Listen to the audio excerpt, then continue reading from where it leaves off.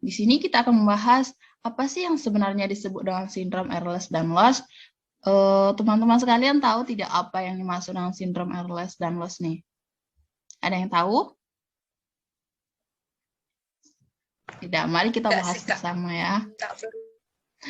Sindrom Ehlers-Danlos ini adalah sekumpulan gangguan yang mempengaruhi jaringan ikat yang mendukung kulit, tulang, pembuluh darah, dan banyak organ dari jaringan lainnya, yaitu berupa cacat pada jaringan ikat yang menyebabkan tanda-tanda gejala kondisi yang berkisar seperti sendi yang sedikit longgar hingga komplikasi yang mengganggu atau mengancam jiwa.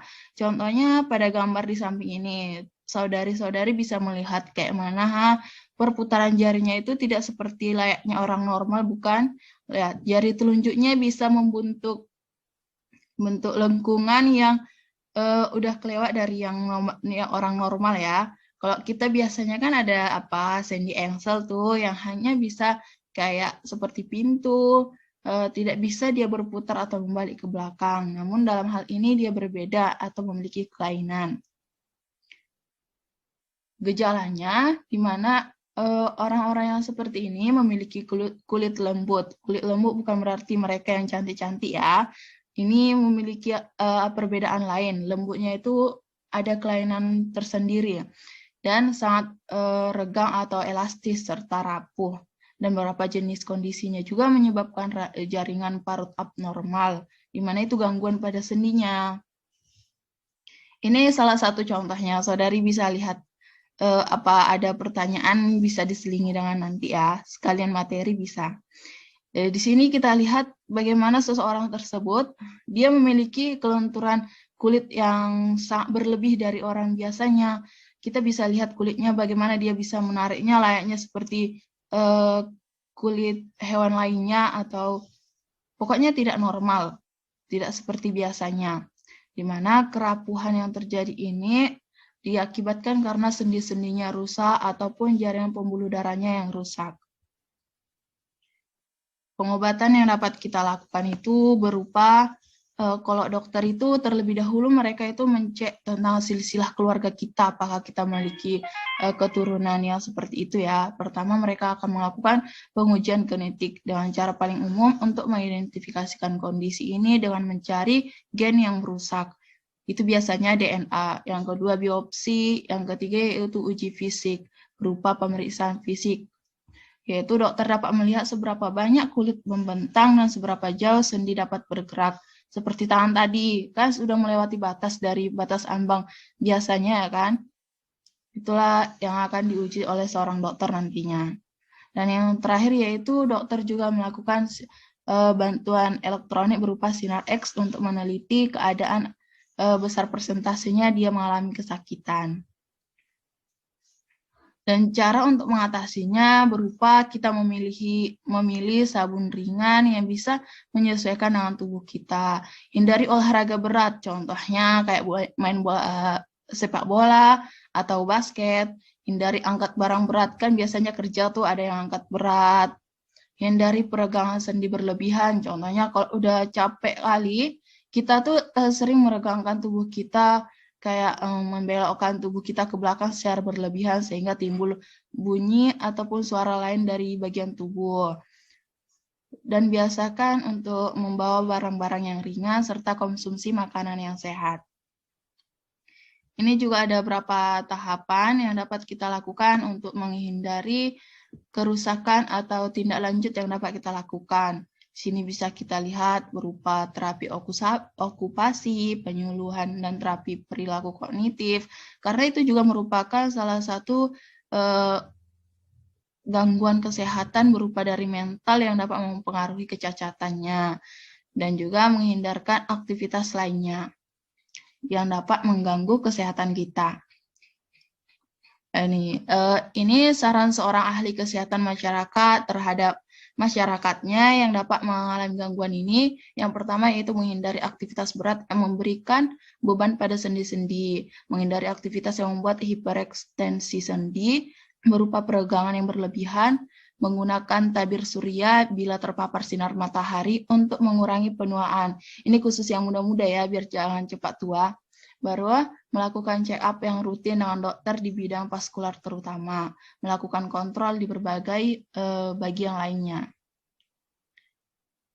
Ini ada sebuah kuesioner 5 titik diadaptasikan dari seorang ahli Graham dan Hakim tahun 2003.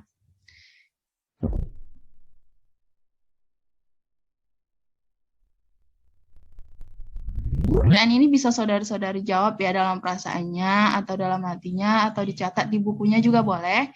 Ini juga dapat dilakukan untuk menentukan apakah kita termasuk orang yang mengidap penyakit ini atau tidak ya. Yang pertama, bisakah Anda sekarang atau bisakah Anda meletakkan tangan Anda datar di lantai tanpa menekuk lutut Anda? Bisa dipraktekkan langsung juga bisa ya. Contohnya, letakkan lutut Anda lurus. Pasti itu bagian lutut tidak akan terkena ke lantai jika Anda normal. Tapi jika Anda mengalami kelainan, maka itu akan bisa Anda lakukan.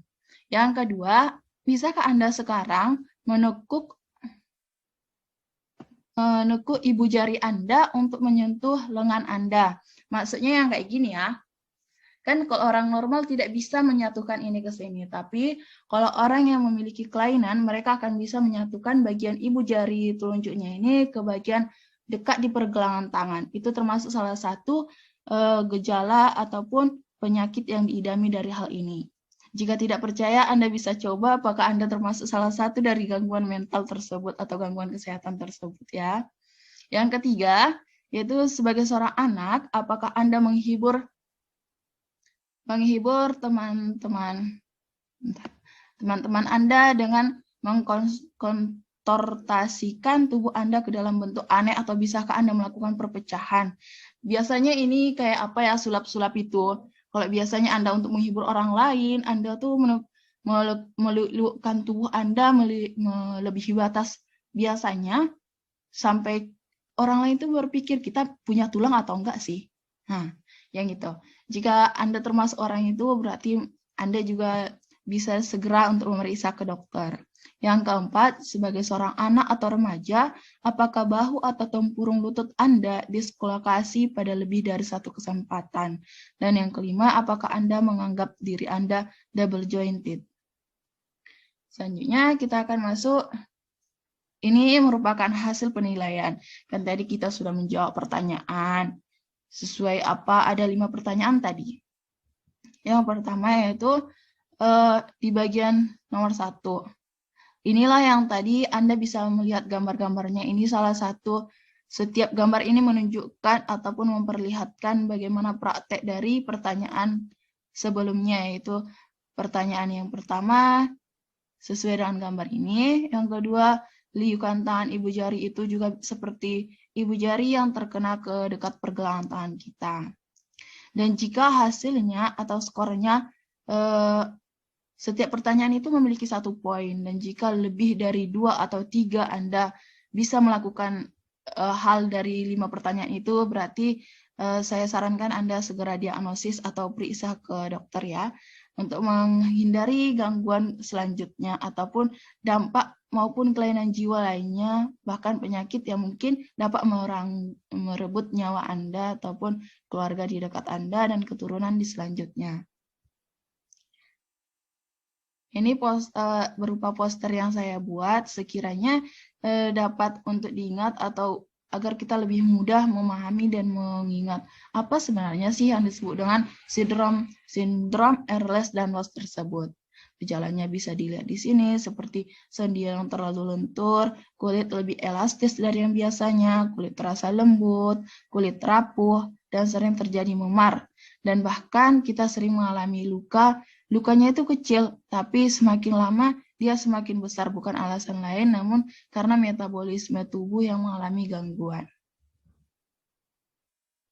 Sekian dan terima kasih. Saya ucapkan wassalamualaikum warahmatullahi wabarakatuh.